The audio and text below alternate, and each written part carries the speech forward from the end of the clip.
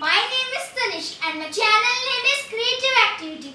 So before starting our video, like and share and subscribe. So today we are going to make a black bat plane. So let's see how it is flying. Zoom!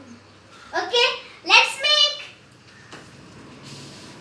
So first take a red sheet, or which color do you want? Any color. Then do the half of the red color. Then take a one side. Then do the corner of the red paper to the middle of, to the side of the red paper. Then same here. Then do like this. Take the corner of the triangle. Do like this and do like this here. Then take the whole figure till the bottom point, not so bottom. Then do like this, fold.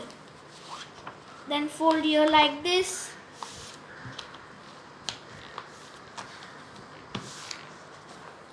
Open this. Then do like this.